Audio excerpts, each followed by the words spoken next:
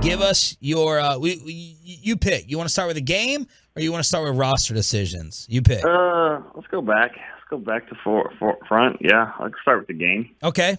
Who jumped out to you for better or worse? I thought there was 5 guys that I wrote that I thought made the team after the game, and I'm not. Some of them aren't really going out on a limb. I think if it was close, they solidified it. I thought those young DBs. They're going to figure out what they're going to do at safety, but I think Marquise Bell and Israel Mukuamu definitely are there. So and Wanye Thomas is trying to jump in there as well. I like what Malik Davis did at running back. I think he makes the team. Who's the third back? I think it's him. If it was me, it would be him. Okay. I know Rico Dowdle didn't play, but I think there are other Rico Dowdles out there. And there probably are other Malik Davis as well, but I'm going with a bigger back that I think I can develop. And one, it didn't have the knee injury like Rico did. It's a tough business, but that's what I would do. I thought quarterback, I don't think anything has changed. I mean, but they might keep Will Grier over Cooper Rush. I would keep Cooper Rush. I didn't think Grier did enough to jump him, in my opinion. I don't think Isaac Alarcon is going to be on the roster. I don't think Josh Ball is the answer at left tackle right now. I think he still needs some developing. Who am I missing? Who are you guys talking about? I know there's somebody let's go. Well, let's go. He was good for not getting much practice the last few weeks. No, I think he's on the team. I think he's going to be the highest paid practice squad player in the league. I think he'll be there. Wright and Joseph. Yeah, well, yeah. That one's tricky. I know he had I guess they called it a concussion, or he was going through the protocol. Mm-hmm. He was out. Not sure what's going to happen with that. I know. I mean, my opinion on that, I would have made moves a long time ago. So I don't really know what the status is on him and what they're trying to do developing him. Nashawn Wright? I think he makes it. 3rd round pick, got an interception. I've said this all along, and I've had people on my own staff that argue with me, but I think he should have been what Mukuamu got. I think Mukuamu is the guy that's getting like the corner, but also this hybrid safety role. I really think that's what Nashawn Wright should be. I don't see him on the outside covering these small little receivers all the time. I do see him in a package where he could do things as a safety / tight end cover guy. I think special teams, I think there's a role for him. I don't know if he's going to ever be an outside cornerback, though.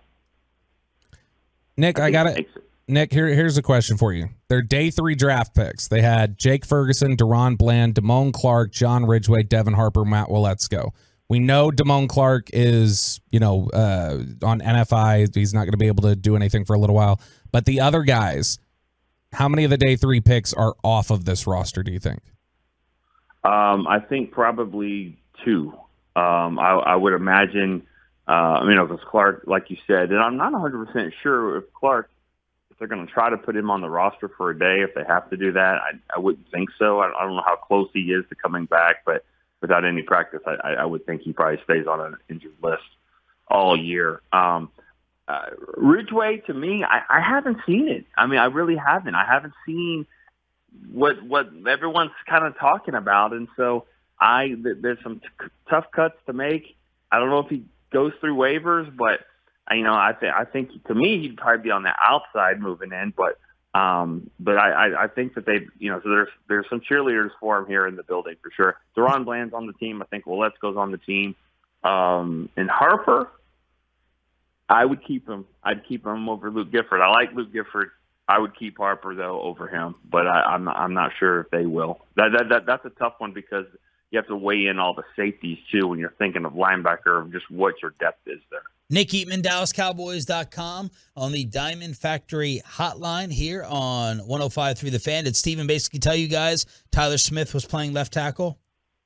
Yeah, I mean, I think so, and Jerry has said it, and I mean, I think they said it on draft day. I mean, that's the best option there is here. I mean, unless I don't know who else is out there that's NFL ready to play right now and will come in here and just take over at left tackle. But I think it's what you drafted him for. I mean, you're hoping it would be later, but, it doesn't always work that way. What type of scene was out there for First Take in Frisco? It was pretty wild. I was out there for a little bit, enough to go back inside, but it was crazy. Yeah, that was really cool. And my big question was, where was everyone parking? That's what I didn't know, man. They shut down all these parking lots, and then I saw all these people, and I'm like, where are these people coming from? It was a really good turnout. I thought it was good. And, it reminded me of wrestling.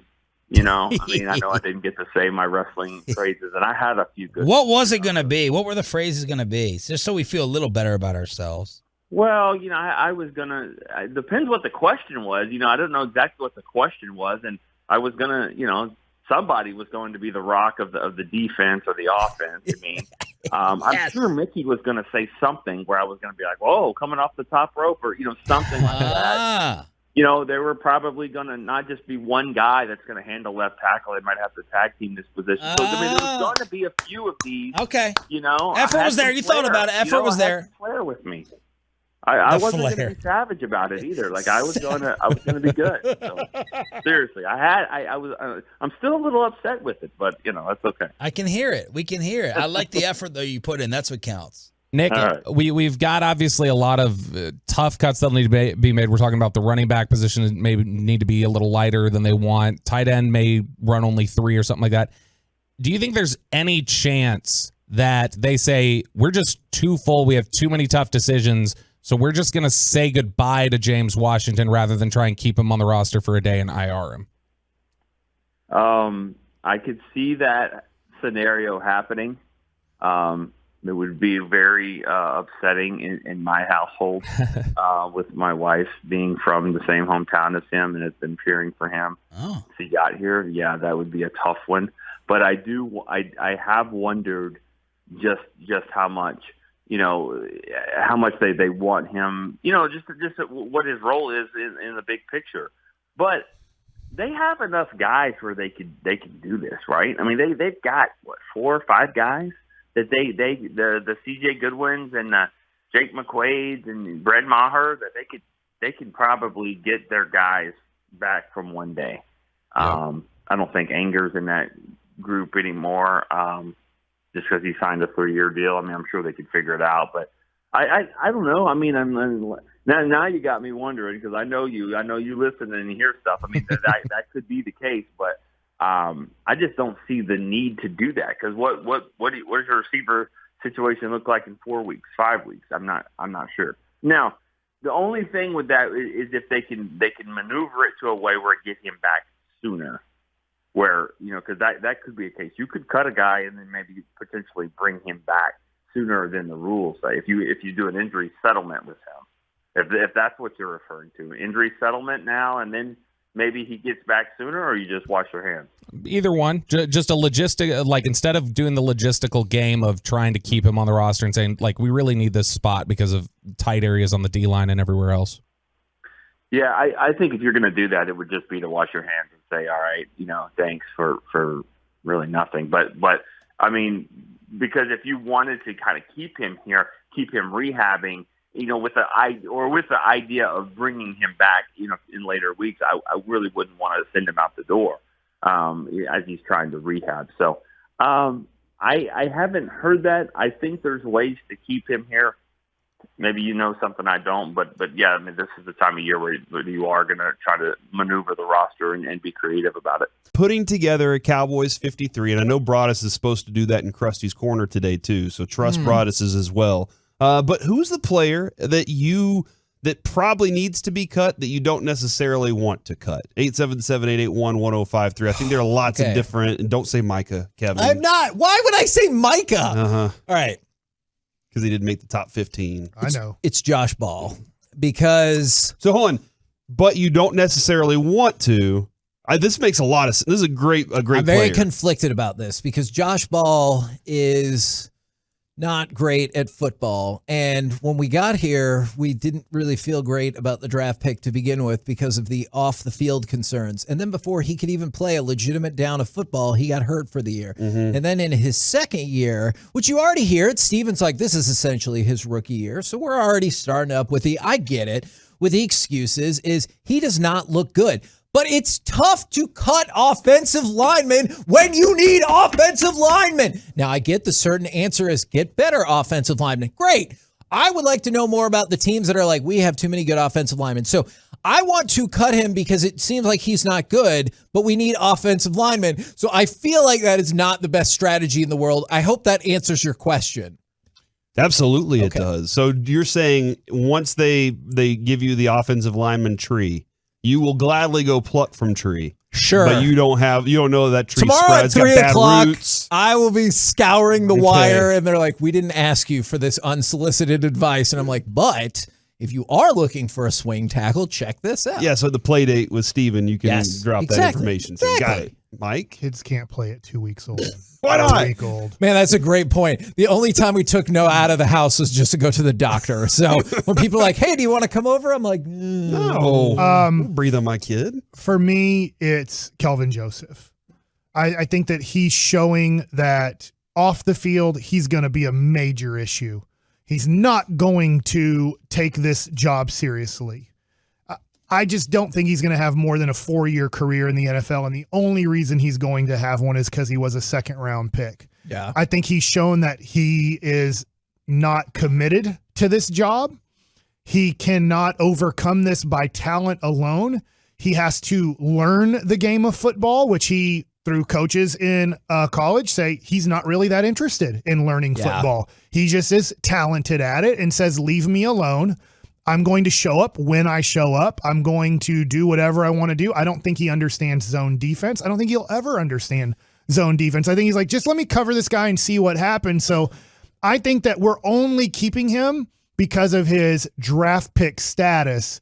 And I hope not. I mean, but we could cut a guy who goes to another team, a cornerback that goes to another team, and we find ourselves 3 years down the road going, man, that's a solid number 3 cornerback in the NFL, but we had to keep Kelvin Joseph because he's only a year into his development, and we gave a second-round pick grade on him, or we took him here, and so I just think that we're going to waste our time trying to get something out of this guy. Whether you believe it or not, I've been told the draft pick status has less to do with it than the idea that he's an NFL caliber cornerback who is also a big guy on special teams for them. And I'll also never believe that my whole life because I played professional sports, and draft pick status has everything to do with your development and how many breaks you get in your life. And I agree with that too. First round picks are going to get all the opportunities, but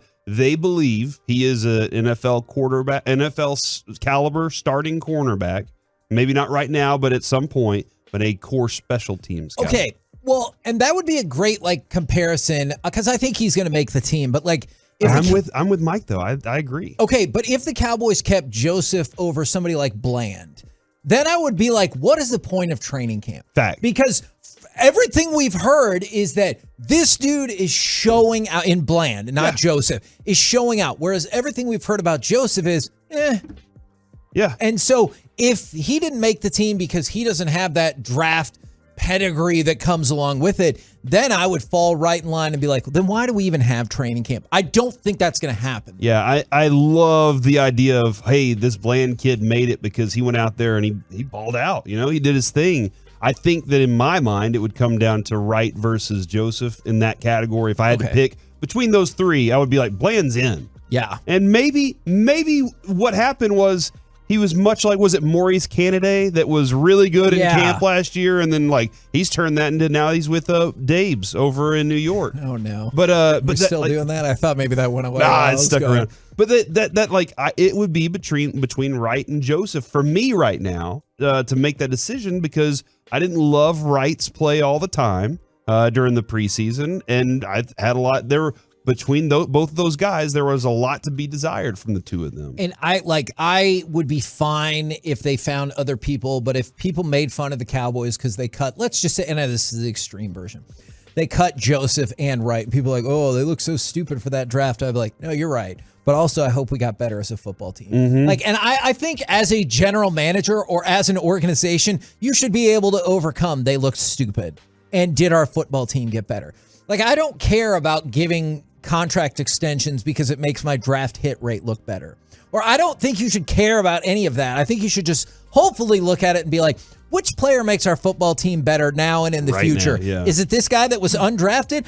Is it Hendershot versus, I know you're not about to, I know we're not about to make some crazed or drastic move on the tight end front, but let's say Hendershot was better than every option you have and you projected him as better in the future. That's fine. Keep him on the team and make whatever drastic moves are necessary. I think this is the way that it's explained to me through baseball, through other general managers and people that deal with this. If I don't know what you're invested in, Kevin, but let's just say you have $100,000 in one stock and $20,000 in another stock. What stock are you going to care about and look at the more? $100,000 one, and that's draft pick status. And I think with Kelvin Joseph, all of his sponsors are still here. I think you're 100% right, Mike. I do. I'm not disputing that line of thinking because we see this in the card world a lot too. This is going to be a weird comparison, but I think people get it twisted because now all of a sudden both stocks are worth about $50,000. And you're like, you still lean towards the $100,000 because you're like, I invested this much in it. And you see that in the card world all the time. There's a card goes for about $100 and you're like, well, I have 150 in it. And you're like, cool.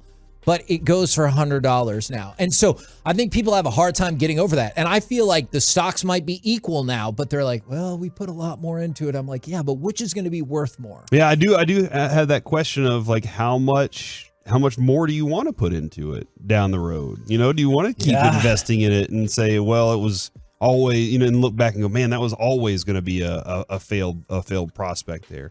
All right, so then the other things, I guess my person that I think kind of needs to go, but I really don't want to because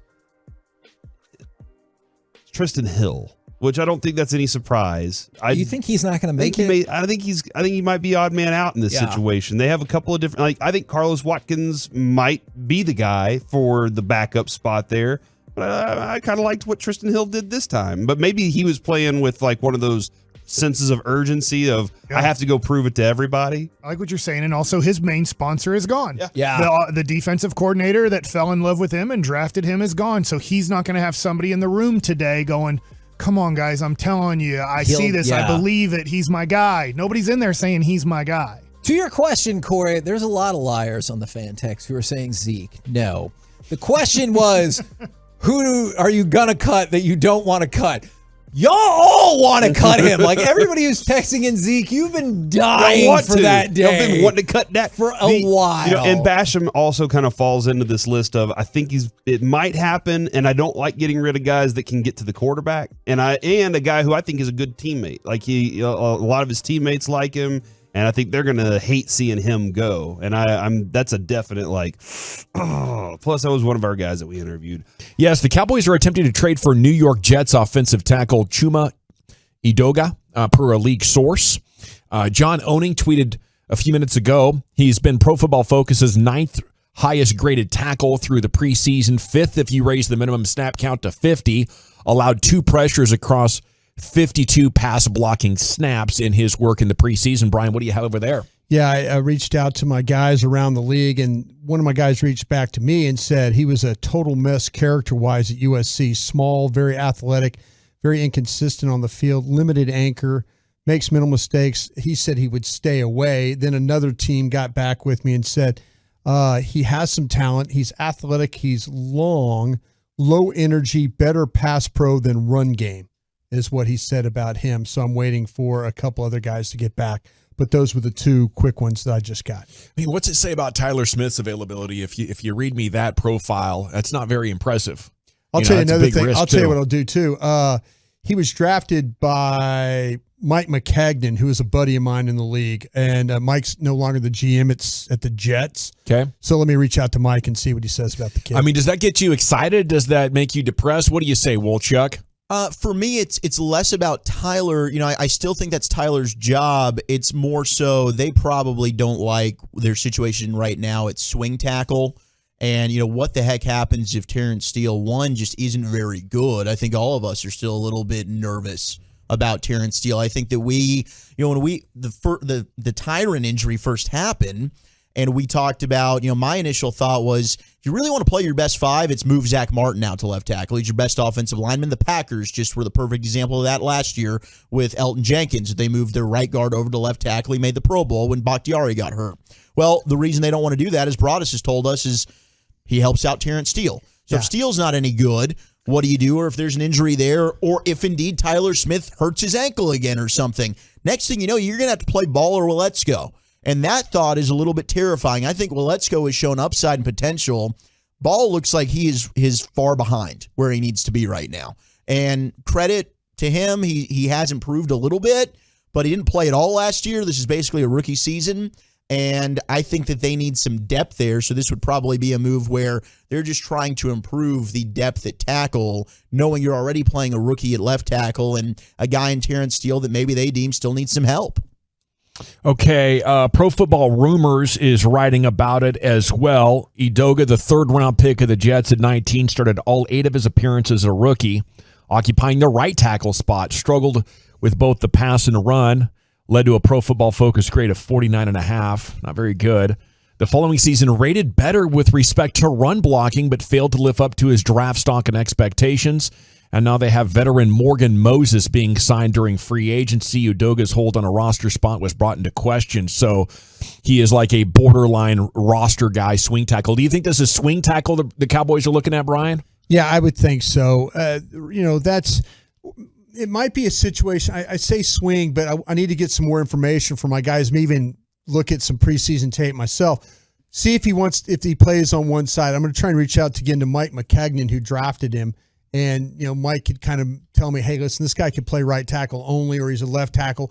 Maybe if you put him on one side, then you have Willetsko and Ball and those guys. They can concentrate. Like, Ball's a better player, in my opinion, on the right side. Mm-hmm. So if that's the case, and maybe this guy's a left tackle prospect that you could go with him. And then the other two guys will handle the right side stuff. This guy could handle maybe the left. New York Post wrote about him. Again, it's breaking Cowboys news. They're reportedly pursuing a trade for Jets tackle Chuma Edoga. This from Aaron Wilson, a veteran NFL reporter, not a troller, not a guy that's going to make stuff up or anything. I totally believe the report. Cowboys are working on it. 3 weeks ago when Mekhi Becton got hurt, they threw Edoga out there. Filling in for the injured Becton, Edoga did not inspire much confidence. He was regularly beaten, called for at least one penalty on a false start, and struggled throughout the day. And that's all they had on him. So hopefully he can help the Cowboys out a little bit, and hopefully it's depth. You know, hopefully they're not bringing in somebody to start ahead of Tyler Smith, because after reading that would be depressing. Yeah, and I'd be surprised after what we've heard. Jerry mentioned Tyler Smith on the blue carpet. Steven after the game. Steven with K&C. Like, you keep hearing Tyler Smith. They drafted this guy for a reason. He's a left side player for a reason. He's going to be the guy that they use there, as it should. And this guy coming in, though, if it ends up happening, it's like another young guy to try and develop. But you got a Ball, you got a Willetsko, you have your Tyler Smith. You're still doing the same thing kind of with Terrence Steele, though he's starting. He's a young guy that you're developing. I would rather have a veteran presence that I know can step in and actually get the job done. I got enough of these guys that I'm developing and hoping for. This feels like another one of those type of guys. I'd rather, Peters, you come in here for $1.5 million, and if we end up needing you, I know that you can step in and play. Yeah, right now you just use him as a backup until he gets in shape. Exactly. Or he's probably not going to be in great shape, but you get him in shape, and then if you absolutely have to play with him, then you go with it. But other than that, I think that Tyler Smith is my guy until proven otherwise. Right, and you're not trading anything to sign a Jason Peters. I wonder what they would have to give up in a trade for him. I mean, maybe it would be a Basham, even though I think that Basham came from the Jets. That's where he was previously. So it's a different coaching regime. Now, maybe they like a Basham, would want him back, or maybe it's a Tristan Hill or a Ridgeway. Yeah. If there's something, I don't know what they'd be looking at in terms of trade compensation.